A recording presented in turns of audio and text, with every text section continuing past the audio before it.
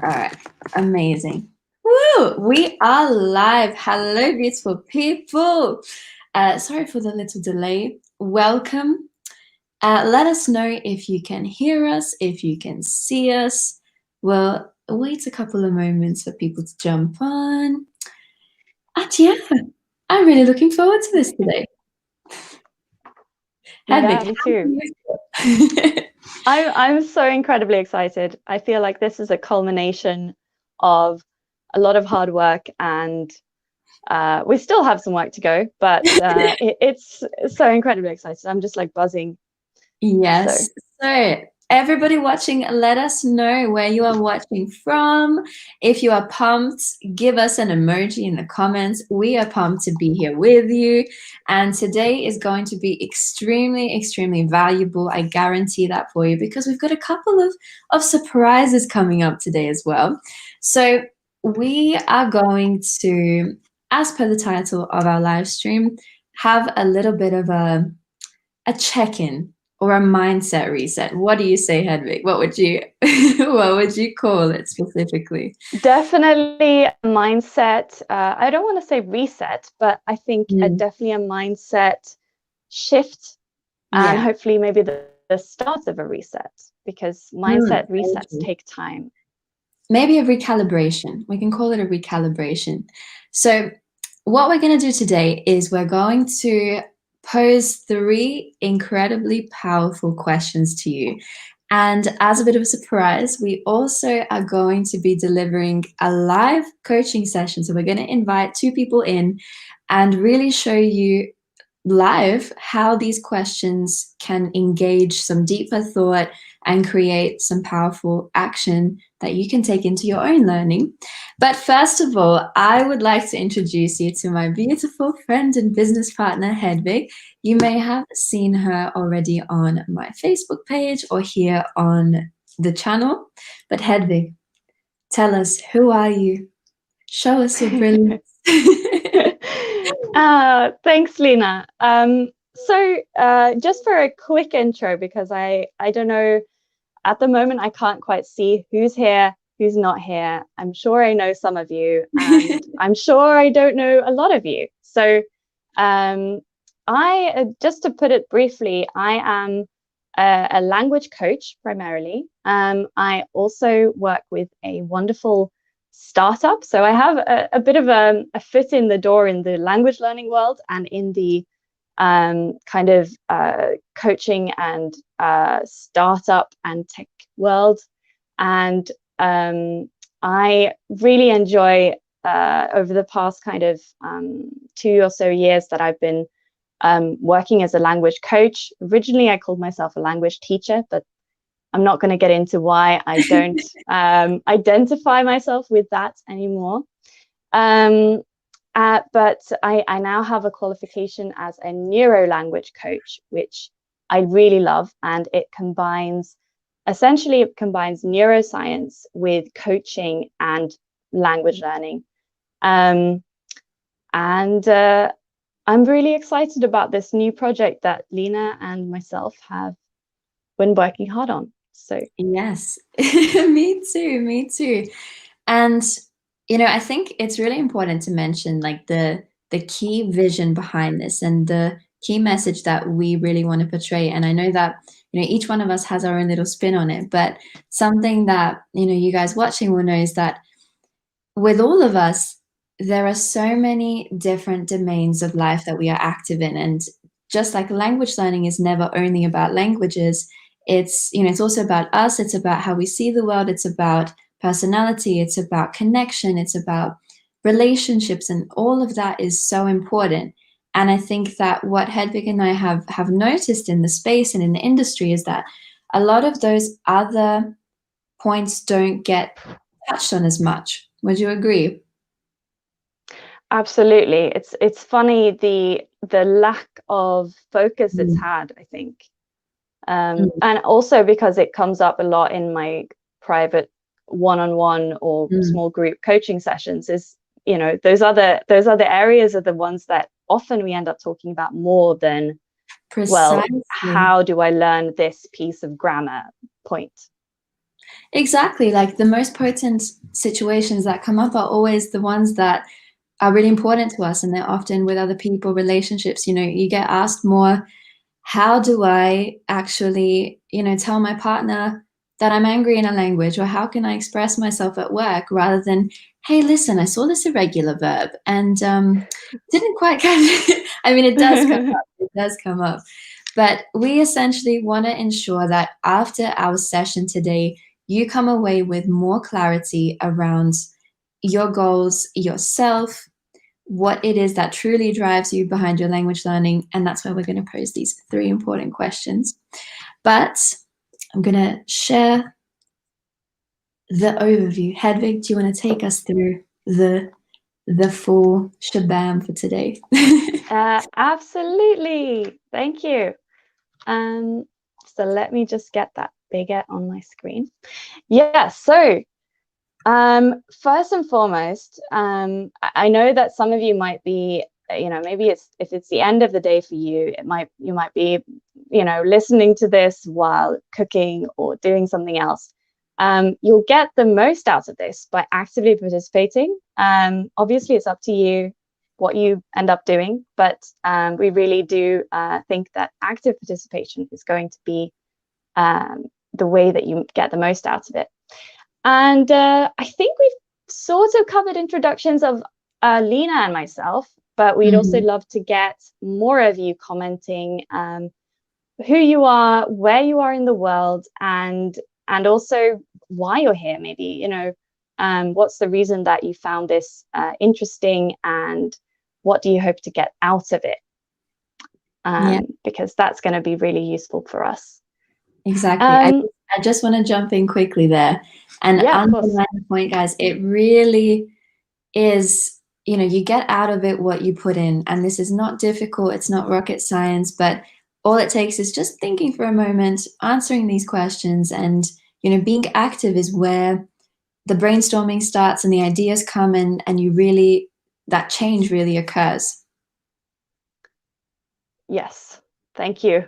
I think that is the key point, and you can use it as a passive listening exercise, but you'll get a lot more out, and I think it'll be the most effective if you come join us, engage on the chat. Yeah. So we'll also be talking briefly about Learn Like You, which is a new training program. It starts on Monday in a week. Oh my God. A week. Yeah. Lock it into your calendar. And it's an 8-week program. We're going to be helping everyone who participates. We're going to be helping them to shift their mindsets. Also, actually, to be, well, anyway, I'll get into that later. I'm too excited. Moving on. Yeah. So we'll be introducing Learn Like You.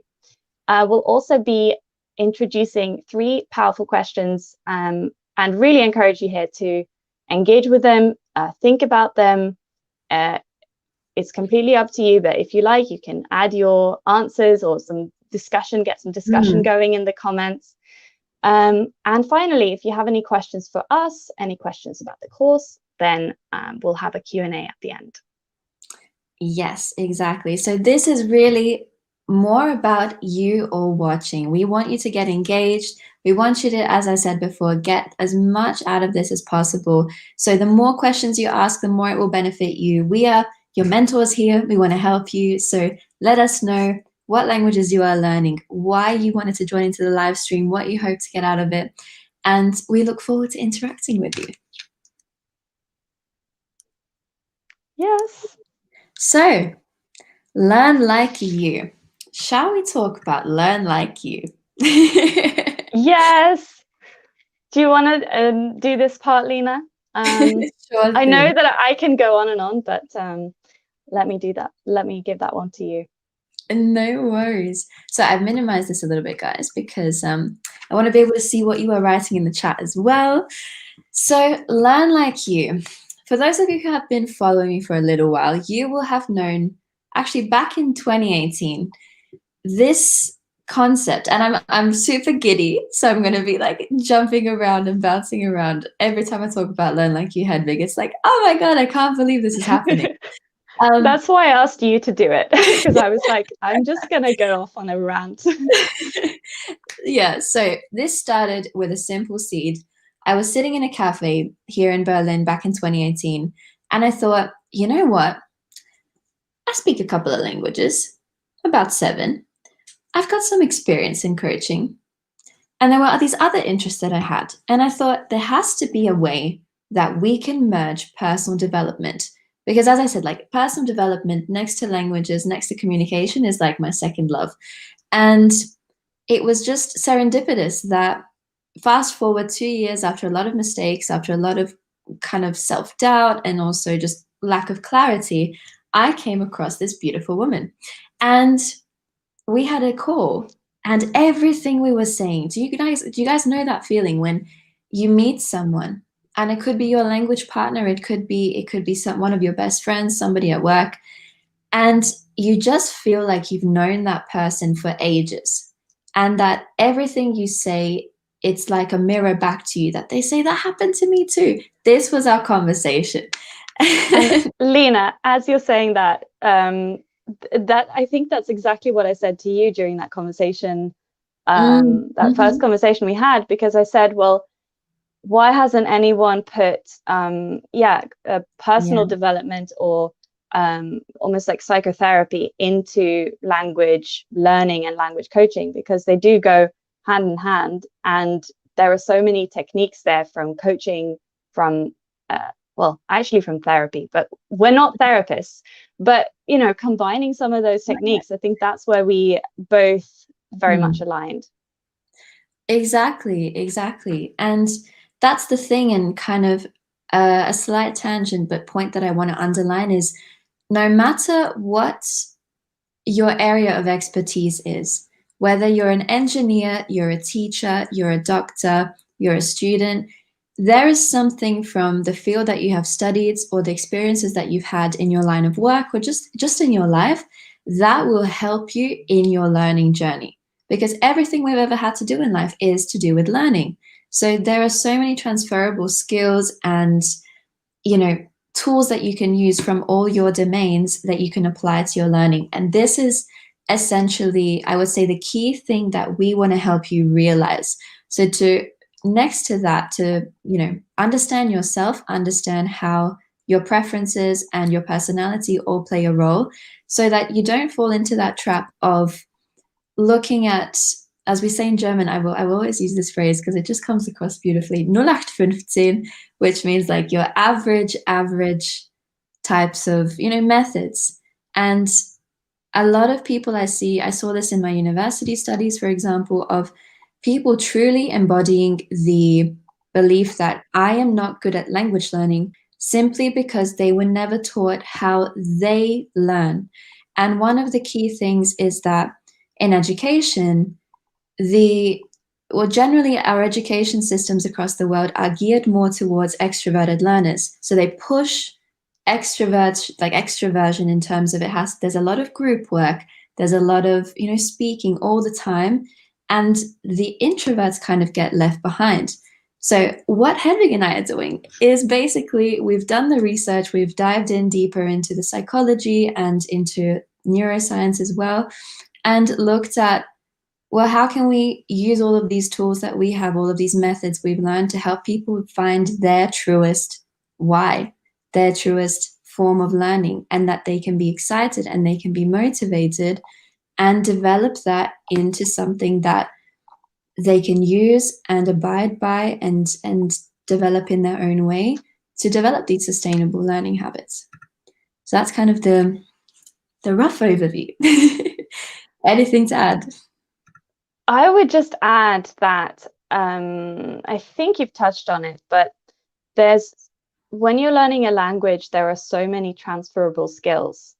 Mm. And I see this, all the time with my coaching clients, but also with other people that I see learning languages, is that learning a foreign language, learning a new language, and doing it in a way that you're asking questions about how you learn is fundamental to Mhm. changing, making you more creative about how you learn, thinking outside of the box of um, academia or school where you learned in a certain way, and helping people to actually, think outside of the box. And I think that's something that if you've been learning a language, you actually get to apply that across to other skills and areas of your life as well. Yeah, 100%, 100%. And so we wanted to show you guys in a little bit more detail what the Learn Like You course structure is like. So basically, the course goes for 8 weeks and it's very engaged. So every week you are given tasks, you are given, essentially it's hands-on. It's not just let's watch a video and learn passively. It's very active because we've got a private Facebook group alongside the course. You can take the material, re-listen to it. And these are the main areas that we cover. So every week we go into an area in itself. So we're not kind of just jumping quickly from one to the next. We want to really make sure that you get the most out of it. And it starts with the most important thing, which is you. So Hedvig, do you want to take us through in a bit more detail? Yeah, sure. I was thinking perhaps after this, and please, keep bringing the comments, writing in the comments, introducing yourself, because maybe after this we can do a little read of the comments and see Mhm. what's going on there. Because Lina, you and I, we don't have time to be both talking and reading the comments. So let's just try and engage with you guys a little bit more. So please add your comments now. So yeah, what we are actually doing, and we'll be starting next week with week 1, is looking at personality psychology. We're basing this off of a really rigorously studied questionnaire that creates these 16 personality types. And from there, Lina's done most of the work, but I've done some of the work into creating these language learner profiles based on those personality types. And so we're going to be kind of taking that as a conversation starter, both within us, amongst each other in the group, but also for each learner to kind of reflect for themselves on how has my personality helped me or hindered me from learning efficiently in school, or effectively, and also how might I leverage my strengths, the strengths of my personality type, and the strengths that that you may have learned over the years. How do you leverage those to really learn in a much more effective way? So that's essentially week 1. In the week 2, we're going to go into beliefs that might help you grow, beliefs that might be hindering you from growing, Mhm. and what does a language learner mindset, a successful language learner mindset, look like? And of course, there's not one answer to this, but we're going to address a few different areas, looking at things like identity. We'll kind of bring in personality there as well, and a lot of the mindsets that we have started building very, very early in life. So yeah, we're gonna go on a little journey together. Yeah. um, and yeah, so week 3, we're going to go into the real why behind your language learning. This is such a slippery little fish, or whatever the expression is, but it's one of those things that you can say, well, why are you learning a language? And a lot of people might say, oh, I'm learning it because I want to go on holiday in France and say more than bonjour,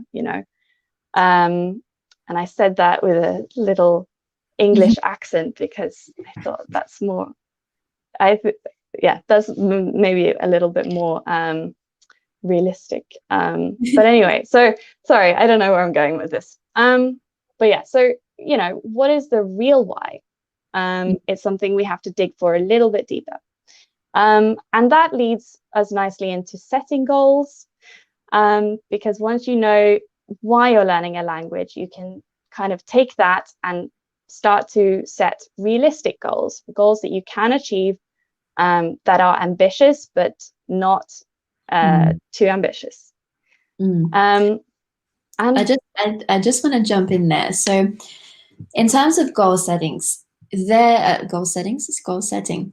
There exist a ton of videos which I'm sure every single one of you watching has had a look at some point in your life. I certainly have. It may have been from another polyglot, may have been one of my videos, it may have been somebody from a completely different realm, but we really, and I'm going to keep hammering this in because this is the whole point, and this is it's something that changed my life the more that I found out about myself and my learning preferences and cognitive preferences, that it's that message that, when you come across a really great movie and you tell all your friends about it, we've come across a really great structure and learning method. So this is what, not so much learning method, but a way of learning about yourself. So this is the thing that we are giving you. But I just want to kind of add in a little story because I think this will be relevant. Brilliant. So you might know from the polyglot kind of fields or community, Lindy Bottas, who is an amazing friend of mine, and we were having a conversation around personality types. And I found it fascinating because as soon as we had that conversation, I was talking to another polyglot and they told me their personality type. And I was just like, oh my gosh, how is it that these polyglots know their personality types? And after having this discussion, I kind of took a seat back and did a little bit of reflection. And the most amazing thing was that I realized that every single person who, and you don't have to be like a polyglot or a hyper polyglot or whatever, but every single person who has been successful, whether it be at language learning, whether it be at obtaining another skill, has a completely different type. And yet they have achieved results. So Lindy and I have very different, we're pretty much opposites almost. And yet we had these shared passions and we had these amazing discussions and results in our language learning. And it really, the more we got talking about this, and there's the video where we talk about the MBTI a bit on YouTube as well. But, we got to goal setting. And I think that there seems to be a bit of a myth, maybe, Hedvig, or a stigma that the most successful people, I'm going to do little bunny ears because successful is very individualistic, but it's, this methodology around always having SMART goals seems to be put forward all the time, or there's some sort of, you need to have a system. And yet I hate systems, and Lindy hates systems. And other people that I talked to, there were some that were like, I need to have a rigid schedule because I love that. And that's where they really shone and they had that motivation. And yet for me, for example, it was just, I know how I learn. And when I have a system, or if somebody tells me to do something without, room to move, I don't like that. It doesn't work for me. It does pretty much the opposite. So there is an individualistic way of setting goals and creating your own system that we really want to teach you. So Hedvig, what would you say is your system and your kind of preference when it comes to learning or learning a language? Oh, that's such a wonderful question. And I would say it is constantly changing. That's not to say, I know certain methods that work for me and certain methods that I don't have the patience for.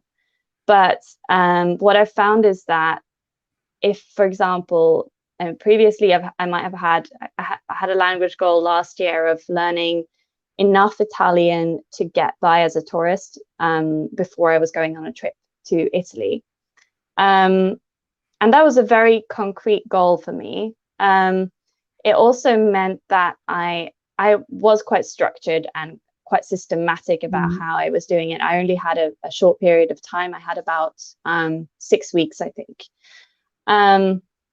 So and I had a system then, but now, for example, I'm at a level in Italian where I can very brokenly have a conversation, um, and I have less of a system, but that doesn't mean I'm not making progress. So Mm. every week I'm still learning new words through having it as part of my lifestyle, really. I have a partner who speaks Italian, which is very helpful, but also through my partner's friends, through little videos and articles that I have made it a point to surround myself with online, and to kind of sprinkle into my everyday life in various ways.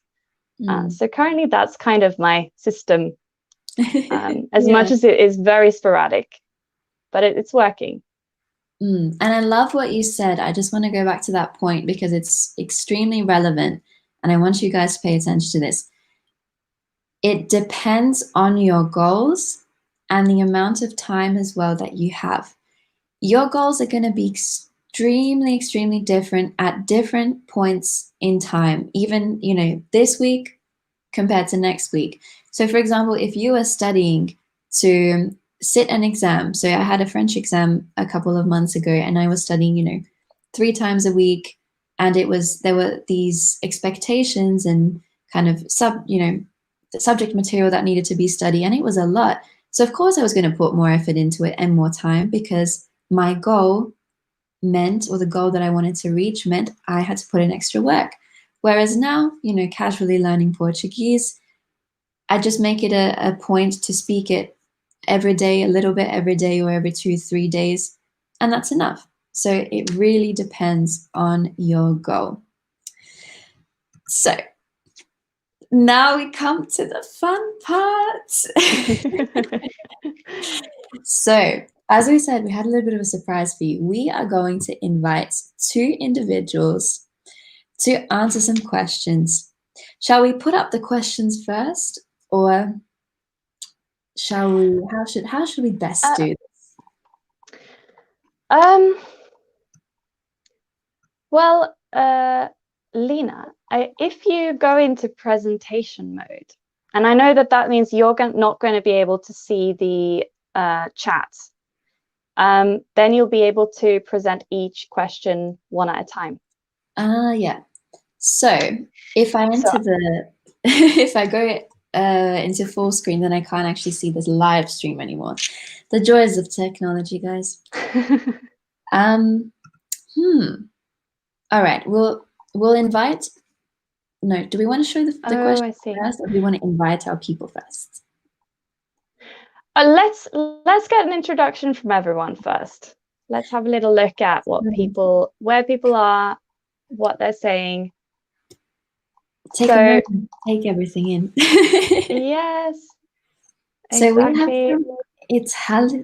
Hello from Italy, Alessandro. We have somebody from Greece, somebody studying French. Hello, Carla. Who else, Hedwig? We've got someone speaking Portuguese, I think. Lina, what does this mean? They said they liked the video, but they couldn't understand it. Oh, I see. One day maybe we'll have this translated in some weird live translation technology, which is already getting more advanced every day. But very true, very true. Oh, the USA, Mexico. Let us know where you're watching from as well. And as well, comment if you have any questions at any time. We will gladly respond to them. And I would say, shall we get started with the fun parts? Yes, let's go. We've got a Londoner as well, Hedwig. Hi, Sarah. Amazing. All right. I'm also in London. And New Zealand. Oh, amazing. Amazing. A Greek, currently someone studying French. Self-study, that's awesome. I think that's one of the best ways of learning, definitely. Beautiful. Oh, from the United States and Puerto Rico. Hello. Amazing, guys. Amazing. We are excited to hear your stories as well. So Awesome. let's get to the fun part. Oh, I'm giddy as Okay. always. So why don't we start do you know what? Hold on. by introducing the first question, because I think we should do this in a bite-sized kind of way. And you guys will all get the full picture, and you can screenshot it and save it for later. Yes. So I'm going to write our first question in the comments, and we're going to introduce our first guest. So yeah, let's just do it. I'll put the questions in here in the comments, and then, as Hedwig just said, if you miss something or if you feel like we're going a bit fast for you, remember that you can always replay this video, and right after we finish asking these questions and showing you guys essentially the power of having a conversation like this, screenshot. Make sure to screenshot. So, all right, Joaquin, we are going to invite you in. Amazing. Woo. Hola. Hello. Good morning, girls. Hello. Good evening. How are you doing? Do you guys hear me well? And we can't hear you. Well, I can't hear you. You can or you cannot? I can hear him. I can hear you too. Okay. Can other people hear him? It would be interesting if other people cannot hear me. Let us know. Can you guys watching still hear everybody? Can you still hear me, Hedwig? That's weird. I can hear you, Lina, but I cannot hear Joaquin. Okay, everyone else can. I'm just gonna. I'm not here. Okay. Well, Joaquin, let's introduce you to our beautiful viewers. I had the pleasure of talking to you today, and we had a multilingual conversation that went all over the place, which was amazing. Yeah. So, take it away. I mean, do you want me to introduce myself then? Yes, of course. Puedes. All right. So long story short, I'm Joaquin. I'm actually a 20-year-old guy from Chile, living in Germany for the past 3.5 years. And I'm an enthusiastic guy regarding languages. I love languages. One of definitely my passions. It was like a hidden passion that I didn't realize until I had the chance that I went to China. Basically, it was like my internship, and I went there without able to speak a word of Chinese. So I arrived there, and they never asked me to speak Chinese. By the way, they only say as long as you speak English and Spanish, that's enough. And I was like, okay. And I was always trying to understand all the cultural differences and things, because the first week they were like, "Hey, 你好, 你会说中文?" I was like, okay, no, I don't really get what they're saying. So I was like, either I complain because either they don't speak with me in English, because I mean, when they're like in a group of people, of course they were going to speak most of the time Chinese and not in English, but because I was there when I was the only one who was not able to speak Chinese, or I take myself the chance to modify the thinking, the way of thinking that I have at that moment, and I put myself into work, into do the things, you know. So I started to ask questions. For example, hey, do you mind telling me how do you say that to the guest? Because I was working at a hotel by that time. How do you tell the restaurant is all the way straight and then you go to the left? I say, 一只手然后左拐. I'm sorry, what do you say? 一只手然后左拐. Okay, do you mind write it out to me? It was like, yeah, sure, okay. And then they realized that I was like able to be part of like you know, like that I was interested on the culture. And then I ended up realizing that okay, it was not that really hard. After I started to try it, because before I thought it's impossible to learn it. It was like really hard. But after you keep it on and then you start yourself believing that it's actually possible, you realize different within the path that it's possible, like to do exactly what you aim to do. And that is exactly how my journey started on in languages. And then I moved to Thailand, and I was living with French people. And when French people are with French people, they always speak in French. So for me, it was like a challenging as well. And I say, again, I'm not gonna complain. I'm just gonna go there, and then I'm just gonna see myself, and I'm gonna try to learn the language. After 1 year only living with French people, I was able to speak French. And funny things, I have never had any classes, like any courses, only YouTube videos, only like, for example, books, and essay and error, only speaking with people, making as many mistakes as you can, and just being confident enough with yourself as you can actually do it. It doesn't matter that people doesn't understand you at the very beginning, or it doesn't matter that people laugh at you because you're actually not being able to pronunciate exactly the same words, or like in reality what you actually wanted to say. Just go for it and just say it. And that's my motto. And then it's exactly what happened after I got back to Chile, then after university and everything, and I went to travel for 7 months. And in my travels, I was like willing to do like a YouTube channel on travel and being able to speak with local people, as I told you today. That was my goal back on those days. I still have it. I might do it in the future. Who knows? Yeah, and that's basically the experience that I have. And then I came to Germany because there's an agreement between Germany and Chile that you can actually have a working holiday visa for 1 year. And I ended up extending it until I found a job who wanted me to stay with them. And then until now, yeah, I came for the reason to get to know the culture, get to know the language. And after now 3.5 years, I make the same joke with the people who came like to the place of work, and I say to my colleagues, "Did you understand what I said? Yeah. Did I say it right? No." It's always the same mistake. And even though they know what I'm saying, I'm not saying it right, but that doesn't really stop me of believing. I was able to learn the language. As long as you can communicate like yourself, I think that is an important thing. So yeah, that was like pretty much long story short. I was gonna say we're gonna do a video together at some time, because it's we have enough stories, I think, between the three of us for like a whole Netflix series. The key thing that I want to draw from that is what you did. You took aligned action. So what I mean by this is, for everybody watching, Joaquin's goals were to speak. He was using the languages in a social context, in terms of with people.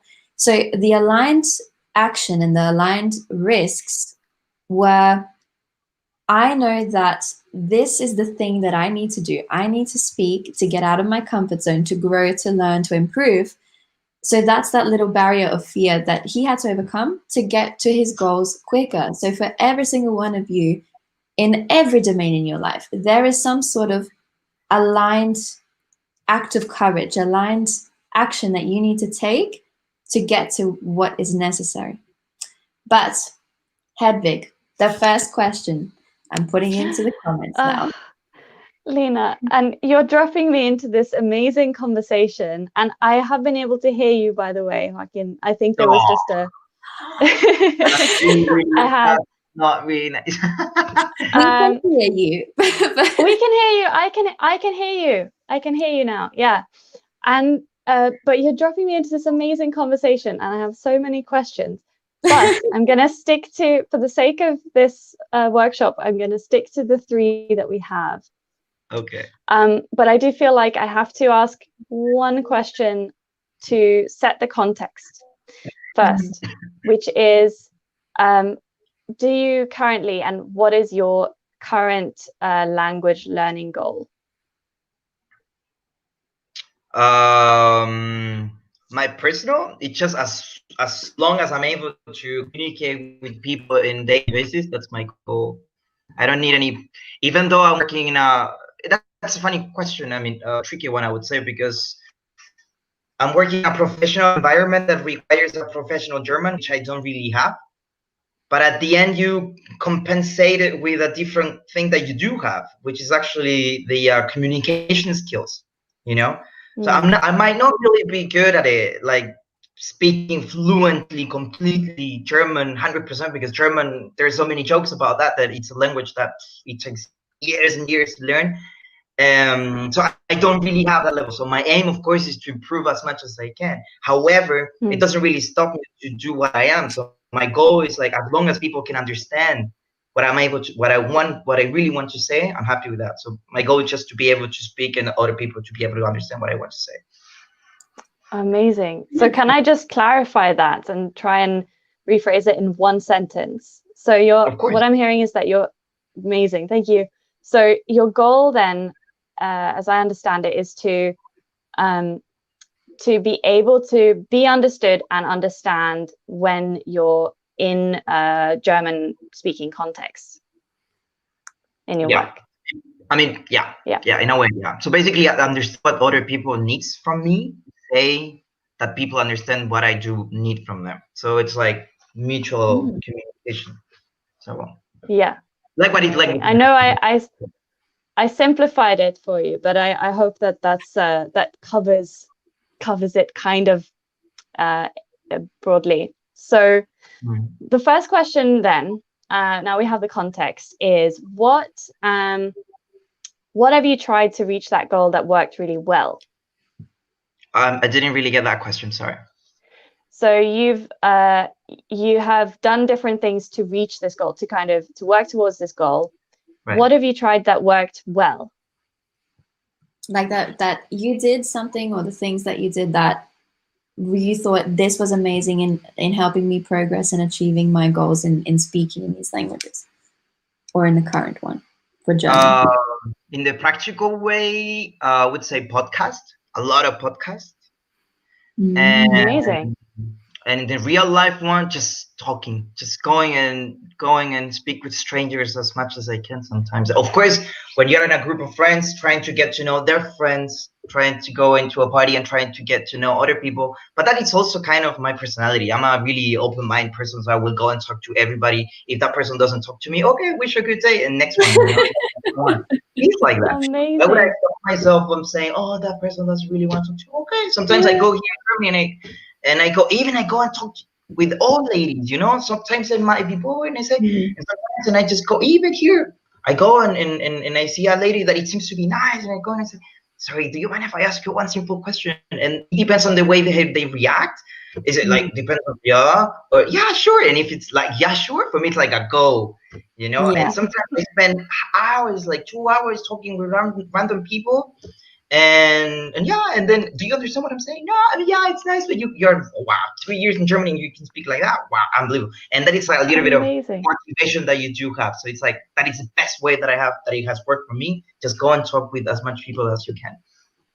Like losing the don't be ashamed of what you're doing, because you're not doing anything wrong. You know, I have the thought that maybe am I doing something wrong because I'm not going to respect other people's space. But as long as you're not, as long as you're not having any different bad intention, and as long as you show yourself open and you show yourself, this is me, I would like to just express myself. Will you like take it? If that person is able to take it, it's gonna show you immediately if that person is willing to take it. If so, go for it and take it. You know, then you can learn a lot from that. Then you will find a different person. Yeah. That's really amazing. It sounds like you have and now I'm wondering, you know, at what point did you ever have that fear that you said you have this you had that you don't feel ashamed of wondering if you're going to make mistakes and that kind of thing? Did you ever feel like that was something you had to overcome?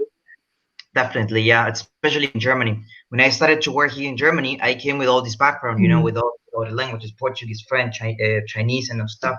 And here, it was mandatory for me to speak German. So I have the pressure of my boss that was always pushing me, hey, why don't you speak German? Because I was the only one who don't speak German at all. And the pressure of my colleagues, like, hey, why he actually speak, if he's able to speak Chinese, why he don't speak German?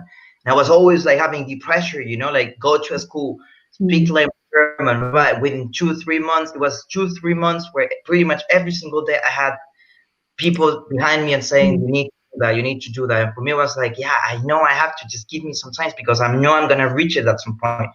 It was so stressful at some point. Many people, I would say, because I was there as well, I would have said, you know what, I'm leaving, because if they don't respect the fact that I'm able, I might be good at a different thing, Why do they put so much pressure for something that I can not handle, not because I don't want it, just because it takes time, but I can still be useful with the skills that I really do have, you know?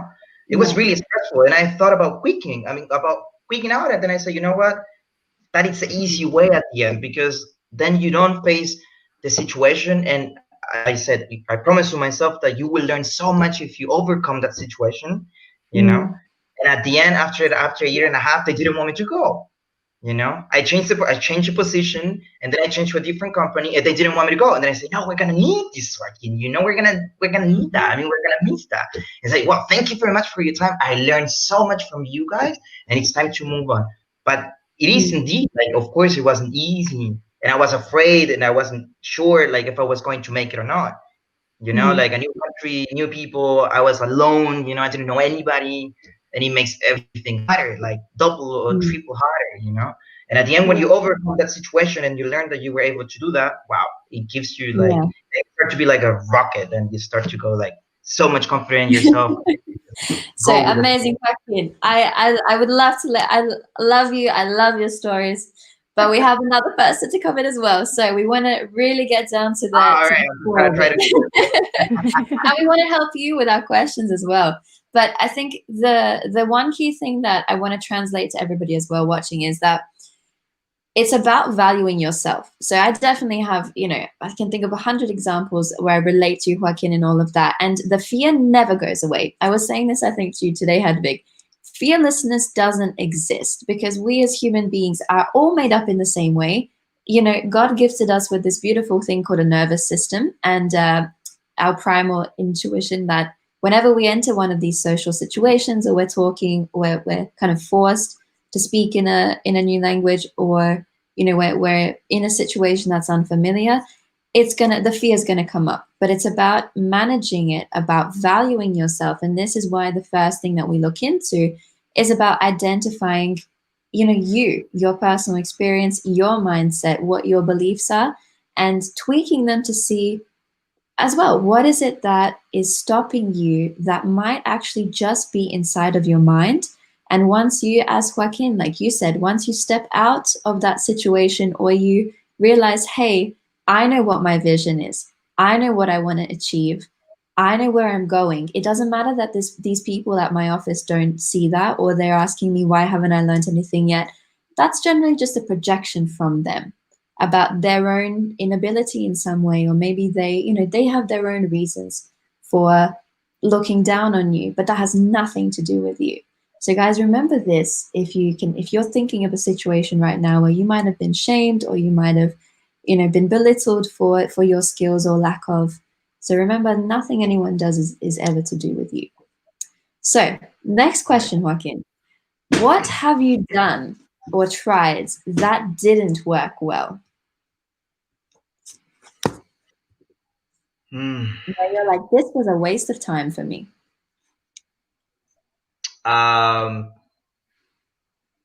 Good question. Really good one.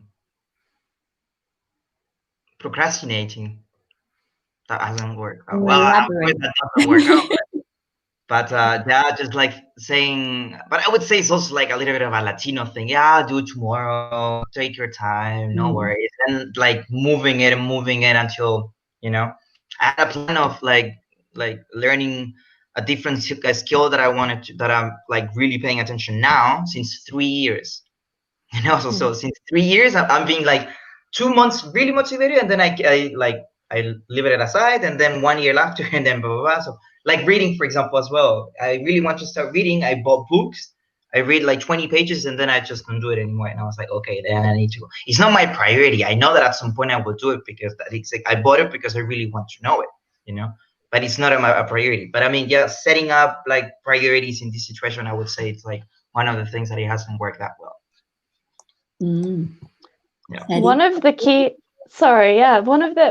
things that I'm taking away from that is that you have quite a healthy relationship with your goal, in that you appreciate that you have these books and you've been meaning to get to them, but they're not a priority right now, and that's completely fine. And maybe they maybe there never will be, and that would be fine too. But you have that understanding of, even if something doesn't work well, you have different methods, you have different ways that you have approached this and that have been successful for you. So Exactly. this is amazing. I love this conversation so much, and I wish that we had more time to just go into all of this. We will. Shall we move on? At some point, we will. Yes, yeah. And Yeah, shall we So- move on to the final Yes. question, Lina? Are you ready? Você tá pronto? Sempre. So, ready? Yeah. So, what are you finding difficult to achieve right now?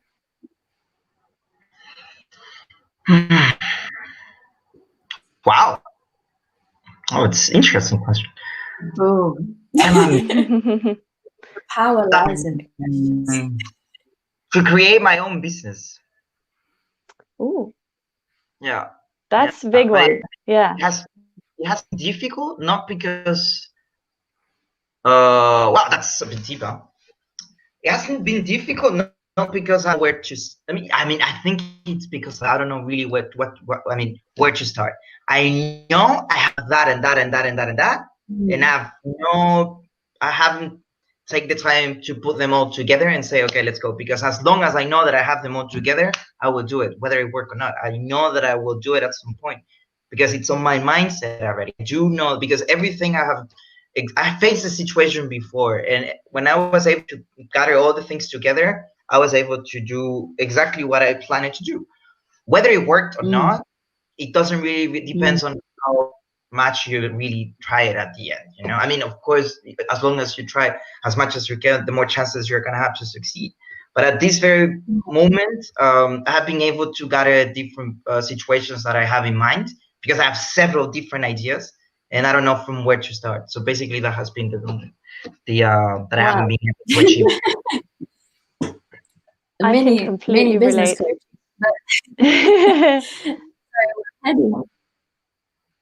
Yeah, no, I mean, this sounds it rings a lot of bells with me, because I think when before we started what has now become Learn Like You, I was in a way in the same situation where I was wondering, how do I bring this idea into a real and turn it into a business? And it wasn't until the serendipitous conversation with Lina that actually two of our kind of business ideas came together. You never know when the timing is right. That's true. First of all, like there are so many parallels with also language learning and with any type of area that you want to succeed in, which I mentioned in the beginning. But like there's this quote that I absolutely love, and it's that the master has tried and failed more times than the amateur has ever attempted. And I mean, with all of this, for me personally, both in languages, the amount of things I reckon I have done every single course that exists out there or read, however, obviously not every book, and also in business, Joaquin, like I started, I became kind of entrepreneurial when I was 18, 19, and I'm almost 25 now. So in that period of time, I did everything from sales, I did multi-level marketing, I wrote a book that only took off maybe 2 years later. I tried so many things behind the scenes that people don't know about. I published poetry, I did like consultations for fitness, and that's the thing. I think the biggest thing that I can give you in that regard, and also for everybody listening, when it comes to also if you're at that stage where you're thinking, oh, I have so many options, I don't know what to do, pick one and go with it. But once you have picked it, fully focus on it. And I know focus is a really difficult thing for us to do in this day and age, but this is something that my mentor said as well, is if you have, let's say, picked something. So for you, whatever type of business idea, the first one that comes to mind, if you have that at the forefront, and for everybody listening, if this relates to you with your language learning and you're like, oh, I want to learn German, but I don't know, should I start with a podcast? Should I start with this YouTube series? Should I apply for a course? Pick one thing and roll with it. And if you have picked this and decided on this path, yet at the back of your mind, you still have like, oh, but maybe just in case I should just also be doing this other thing on the side, you haven't actually made a decision. It's like being at a restaurant and you order the soup, but at the back of your mind, you're like, damn, I should have gone for the pasta, thinking about the pasta. You haven't actually decided on the soup. Does that make sense? Yeah, no, it does. Yeah. It does. I do have a different approach actually to that, because I mean, it totally makes sense, and it sounds really good when you focus on really one thing. But for example, on my own case, on my personal experience, when I focus only on one case, I miss the chance of having something else that I can that can provide value to what I'm doing and focusing. For example, regarding the language, if I focus only on podcasts, I would personally not be able to focus on podcasts, because I also need to apply what I'm listening to talk with other people. I need to write it down what I'm doing. I need to find a different resource, you know? So at the end, it's a mix of different things aiming the same thing. So if I could focus only on one, I won't be able to follow one simple path.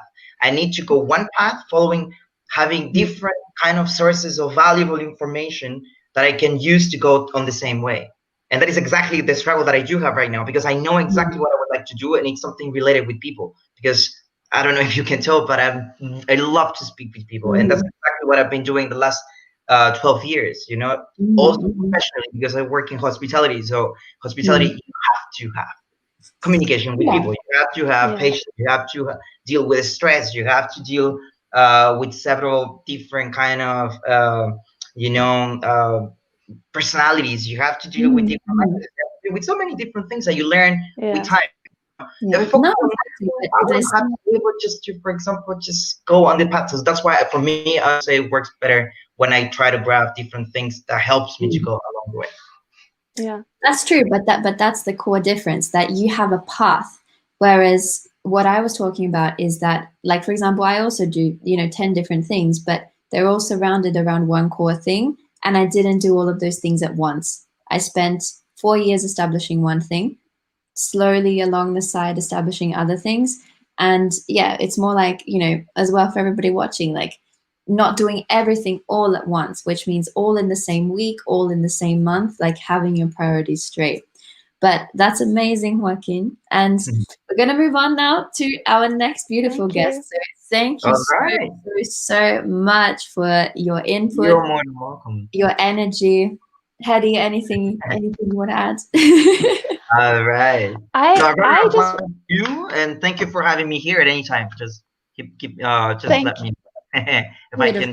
Thank you. Thank you, Joaquin. I'd like to say one last thing. Just thank you for being here, but also it sounds to me like the why is the thing that maybe isn't super clear, because that's what this comes back to is if you're wondering about all of these different things and wondering about priorities, then getting the why, like why is it that you want to start a business, getting that really clear. Like connecting with people. What is and it? That exactly, and what the reason that you might be having a difficulty achieving a goal might be because maybe, like you said, maybe it's not a priority right now, and so maybe that's fine.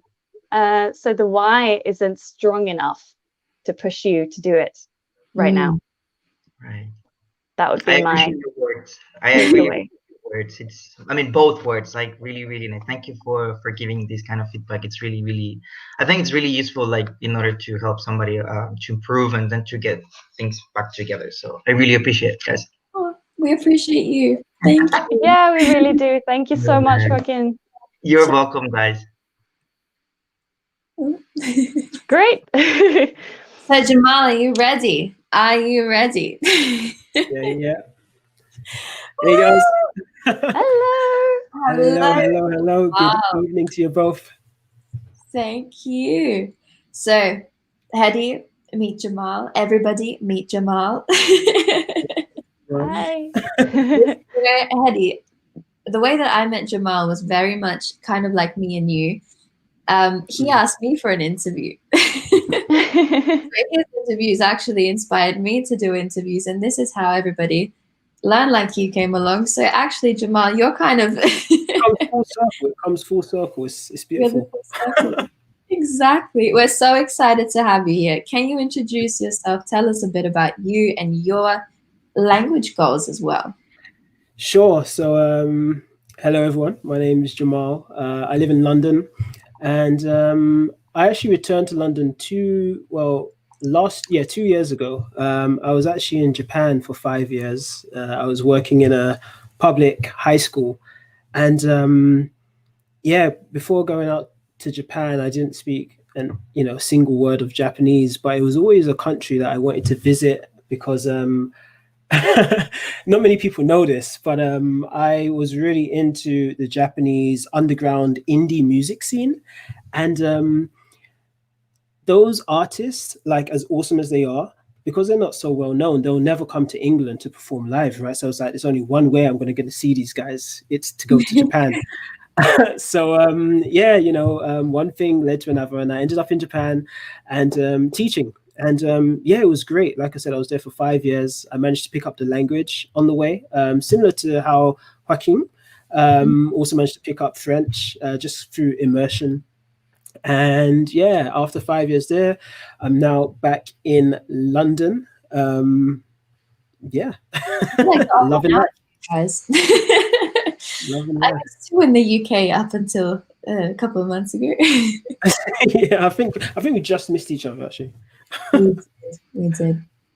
So Jamal, are you ready to be in the hot seat? I am. I'm standing right now, but I'm ready for the hot seat, hot carpet, whatever you got for me. Beautiful. Hedi's going to take it away. Brilliant.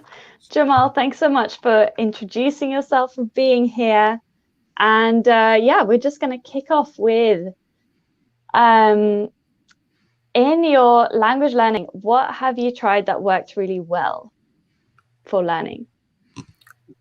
Definitely speaking to people. So when I was learning Japanese, it was speaking to fellow teachers and also just speaking to random people at bars. I don't know why bars are just super places to talk to people. You don't learn the best words there in terms of like appropriate, but you definitely learn the most interesting. So that's speaking amazing. to people. A bit of a drink in front of you, and inhibitions go down. Isn't that That's it. Actually, we should actually upload the research paper of this. For everybody watching, if you guys have always wondered, why is it that when I have a drink or two, looking over at the potential wine thing that I have, why is it that when I have a drink or two, I come alive and speak a language so much better?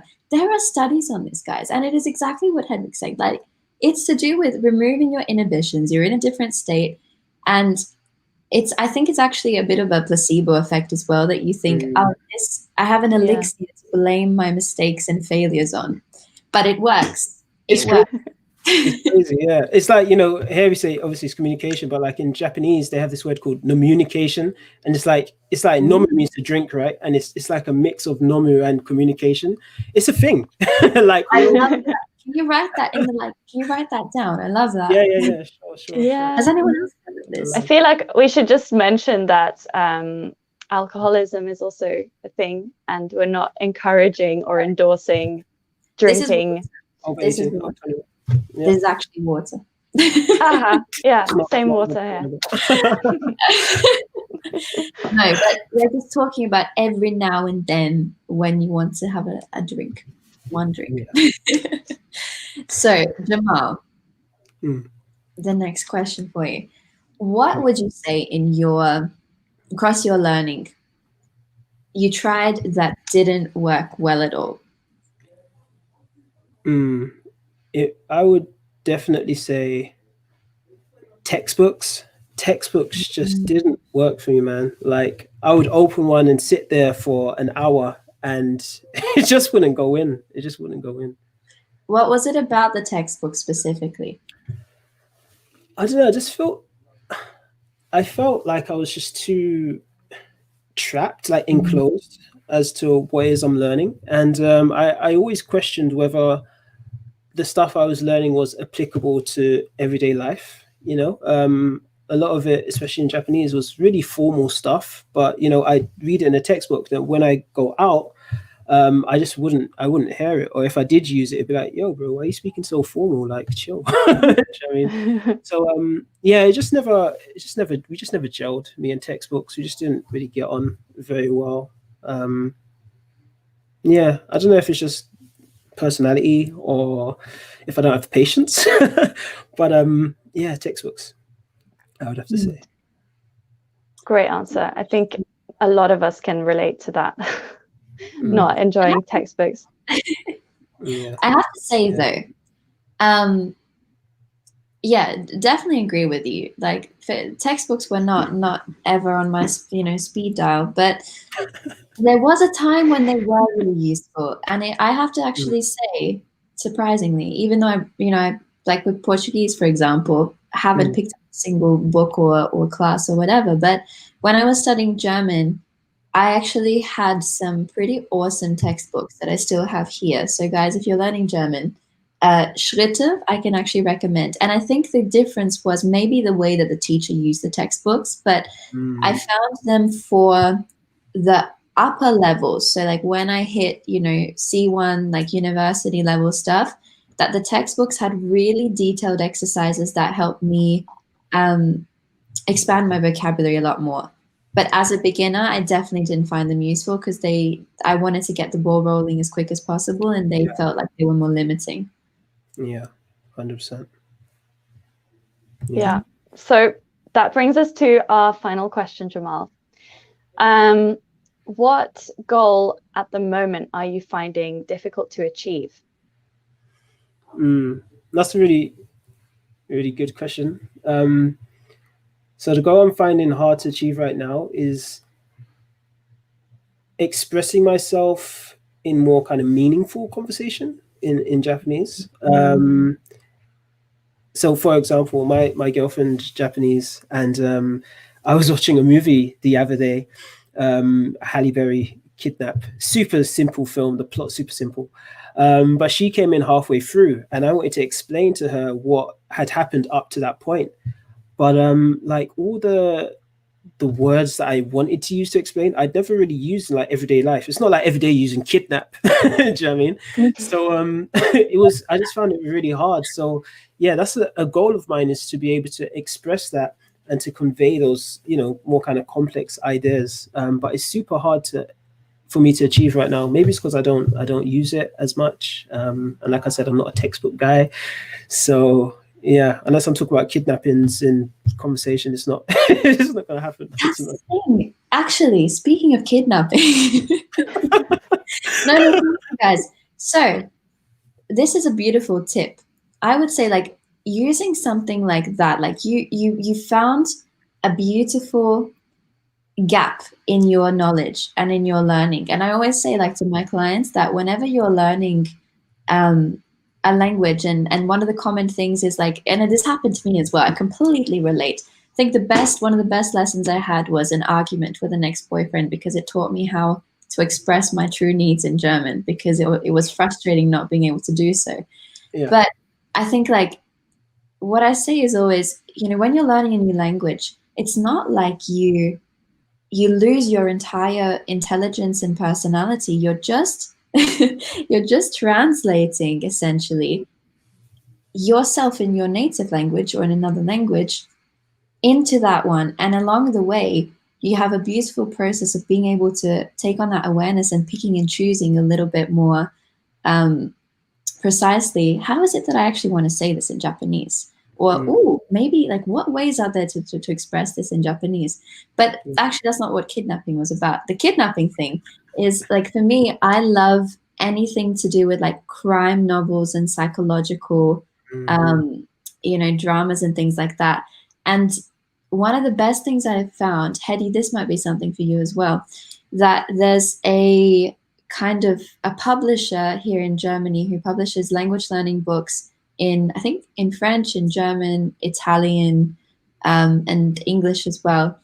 And they have these like kind of Inspector Clouseau type of books that you can fill in exercises as you're reading the story. And I use it for Swedish as well. And that I found amazing because you learned some of those things like kidnapping. But it was super engaging. Like, yeah, we need more of that, I think. Yeah, that sounds like awesome study material. It does. I mean, actually, you can learn this kind of niche vocabulary in so many different ways, but definitely one of them is reading or watching shows, right? If you, I remember when I was learning French and I ended up reading a lot of fantasy novels in French. And I learned words like épée, which means sword, which it's not the most useful in everyday spoken French. I probably have never heard the word in spoken French, but in the book it was like every 3 pages there was the word épée. So yeah, you can pick it up anywhere really. But that's the beauty of popular culture. That's it. And even if it doesn't, kind of pop up in conversation, it's one of those words that everyone knows. Do you know what I mean? So even if it does pop up, and you're bound to miss it because, if you didn't learn it there, then where else would you have kind of heard it? So yeah, that's what it's like. I think, the more you kind of vary your study materials, get more creative with it, the wider vocabulary that you have. So that's awesome. Now you know. That's it. But definitely. And I think this shows as well kind of the key point that, we reiterate over and over again. I think anybody who's interested in language learning or, learns languages for a passion, like they know this, that there is just no one path. There is no linear format, but it's about seeing what do I have around me that I can use to learn a language. And like, I did this when I was maybe 10, 11, 12. I didn't really have friends after school, so I would go to the library and I would just sit in the like language learning section and pick up random phrase books because everything else was too difficult. And I would just learn these phrases. I picked up a Croatian book one day. I picked up a Serbian one. Like, I was just fascinated. I learned a lot of things incorrectly, but it was that was what was like available. And I think, use what you guys have around you. Use the people and the resources. And I mean, with the internet, it's a bit of an overload, but like if you know what your goal is, focus on just being in touch with all of that stuff. Like I watched a whole bunch of German comedy, law books in German because I was studying. Like there's no right or wrong because as you both said, every single thing, if it's just the word for sword, you're gonna learn something. And when you're in a conversation and someone's talking about the kingdoms and swords, you'd be like, ah oui. I get that. But yeah, back to the first question as well, like, what have I tried that works well? I mentioned speaking to people, but another thing as well was watching dramas and like a lot of Netflix, in particular reality shows. And for some reason, this category is just like awesome for learning language, like rom-coms, like romantic comedies. I don't know why it is, but you just learn the most useful words from romantic comedies, and you learn some funny words as well, which you kind of get the other person laughing and kind of surprised to hear when you use it. So yeah, that like you were saying, just use a bunch of different stuff. But I think what's key is that it suits you and you enjoy using it. Yes. Thank you so much, Jamal. This is such a wonderful note to end it on, I think. Just find what you enjoy. That's it. 100%. Exactly. That's it. We don't need to do the course now. The course. Thank you so much, Jamal. Honestly, you are a gem, and I think you have helped everybody out here as well. It's been beautiful to have your perspective and hear about what's helped you learn. So thank you. Awesome. Thank you, ladies. Thank you so much for having me. Thank you. We'll Thank see you. Take care. So that was amazing. That was amazing, Yeah. everyone. What did you guys think? Let's have a look in the comments. So I'm going to be honest, Hedy, I have been looking at the comments. Oh, good. Yeah, the multitasker in me is like, oh, let's just, yeah, no, everybody watching, like, we want to hear your opinions. What is something that has resonated and stood out for you, even if it was just something as simple as, yeah, I'm not doing as much as I would like to in terms of the things I actually enjoy, or this is your chance now to put forward your questions, your doubts, any confusion, help that you would really like. This is your chance. Yes, and another thing is, what are your questions for us? Any other questions about Learn Like You, about the course, about, anything else? Exactly. So just to let you guys know, to find out more about the course, we would say sign up to our newsletter, because it's not just there with the course. We send you material pretty much every day now, Hedvig. Yeah, at the moment.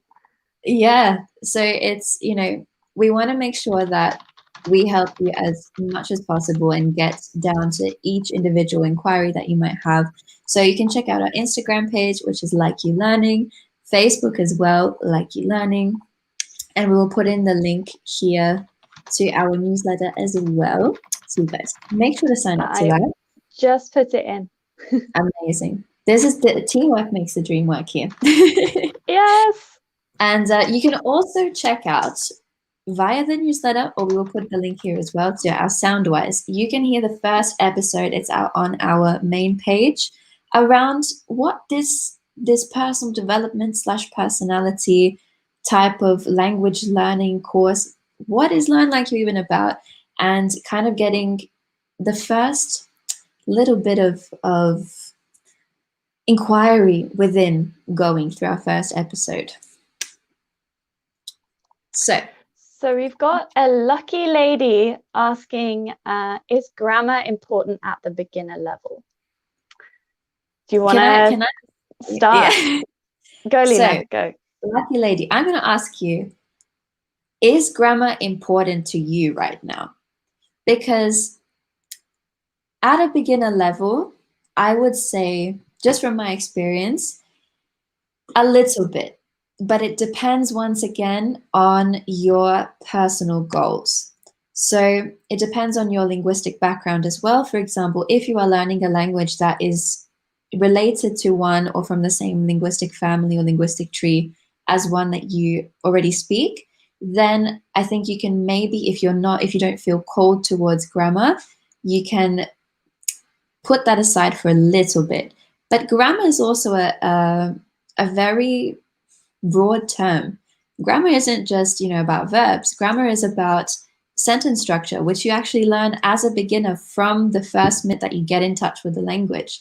Grammar is also about, the adjectives, where the nouns go, what do the nouns even look like. So I know that you're learning German, lucky ladies. So with German, you actually touch on grammar the first minute that you come across the language, when you learn how to say, like, Guten Tag, because Tag is written with a capital, and you're like, oh, what is this?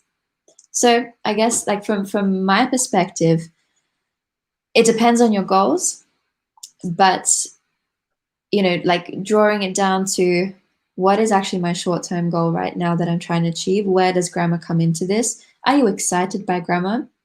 And yeah, I would say get the basics. So if you keep, for example, running into the same problem grammatically. So this happened for me, for example, with Portuguese, that there came a time when I, in my speaking and in my environment, needed to use the subjunctive. So it was, the subjunctive, for anyone who doesn't know, is about hypotheticals and talking about, I would, if I could, I would do this, blah, blah, blah.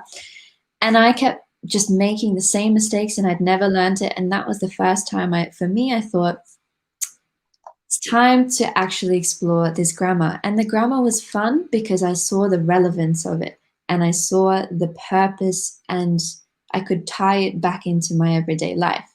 So if you find, for example, that you're missing in the, like there's something lacking in your grammatical knowledge or in constructing sentences, then definitely take that and go forward with that. Hedwig, anything to add? Yeah. Well, so I would say I absolutely agree that it depends, and that's an annoying answer to get, but it is true, because yeah, it really depends on actually I would say it depends largely on your personality as well, because if you're someone who enjoys, and this is where I'm tying it very neatly into the Learn Like You course, but for good reason, because if you're someone who enjoys well, looking at grammar tables and conjugation tables and figuring out the patterns, and I could say that gets me really excited sometimes, looking at these things, because that's part of my personality, is enjoying finding those patterns and seeing where are they similar, where are there differences, how is it similar to my language, how is it the languages that I know, how is it different. But if that's something that just frustrates you and gets you really put off from learning, then do it as little as you possibly can. You probably still need to do a tiny bit, but just try and find the things that you enjoy rather than the things that drive you crazy. And I think that goes for anything, whether it's grammar or whether it's other, like, vocabulary. I find vocabulary really annoying to focus on, and I know a lot of people that really love learning vocabulary as a main goal for them. I love vocabulary. Sorry? I love vocabulary. I love, right, like, see? What's another word for this? Yeah, and that's not, it's something for me that comes as a bonus, and I appreciate that, but it's never going to be my main goal, probably, I think, in any language.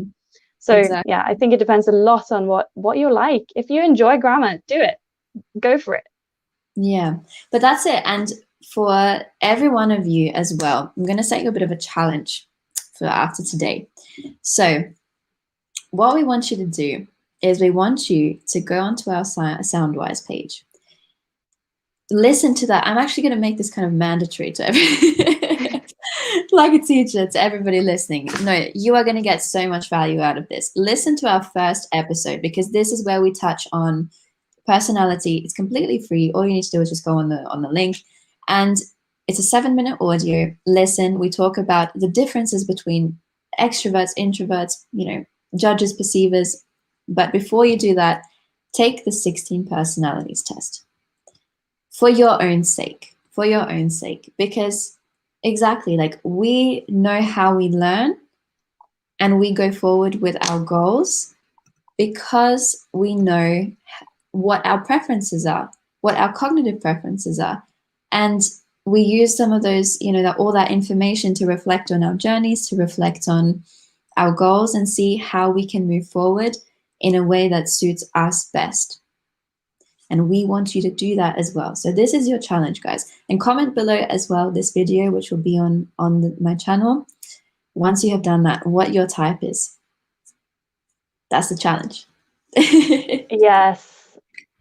And personality types is such it can be, for some people, this mind-blowing experience, and for others it can be underwhelming, I would say, is just a warning, because particularly if you're like me, who is somewhere 50% introverted and extroverted, for example, as well as judge or perceiver, I'm like 50% on both of them. The first couple of times I took it, it didn't resonate with me in the way that it has for some of my friends who were just like, oh my God. So I would say it's a way to start a conversation with yourself. And you can start a conversation with us, with other people, but primarily it's a conversation with yourself. What is it that resonates with you on the personality description? What doesn't resonate? and that's a learning in itself. 100%.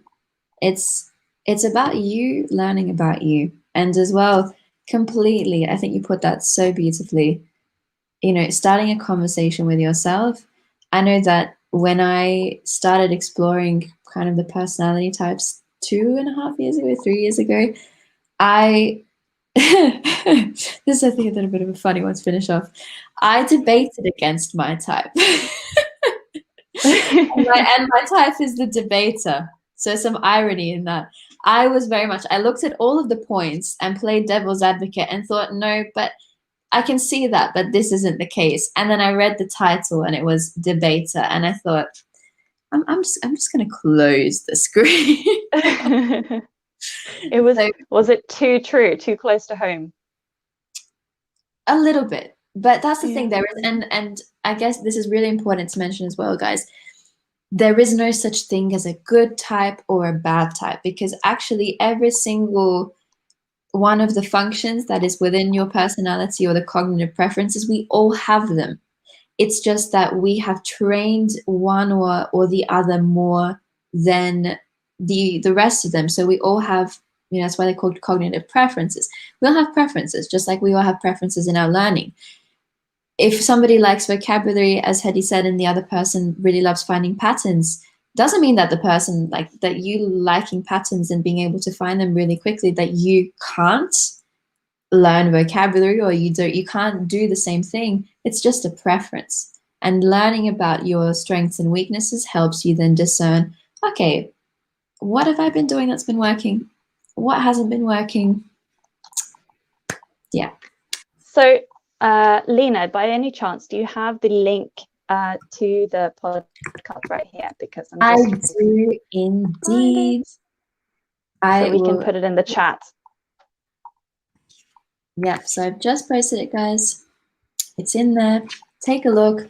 We will have all of the links as well down in the description box, as I mentioned, and I will pin the 3 questions for you as well to the video as well. But to finish off, I think we mentioned the screenshotting. So I'm going to put the 3 questions that we asked both Joaquin and Jamal before, and that we put in the comments as well. This is your moment. I'm going to put them up now. And make sure to screenshot them. Let me just make it full size.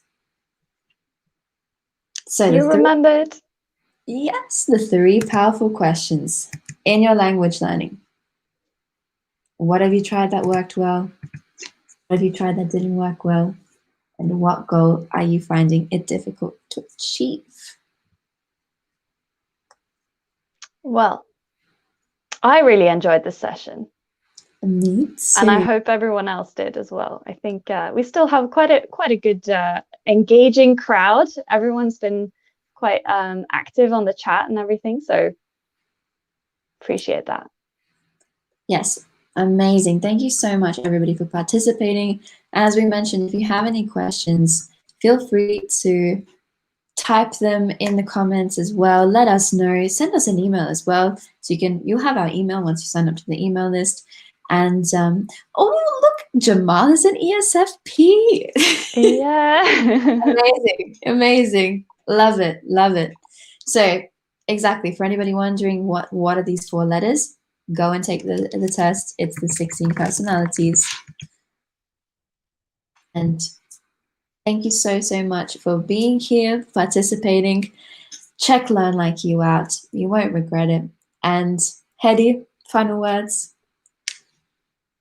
No, I'm so happy with the way that this went, and both of our coachees, our guinea pigs for doing that. And thank you all for being here.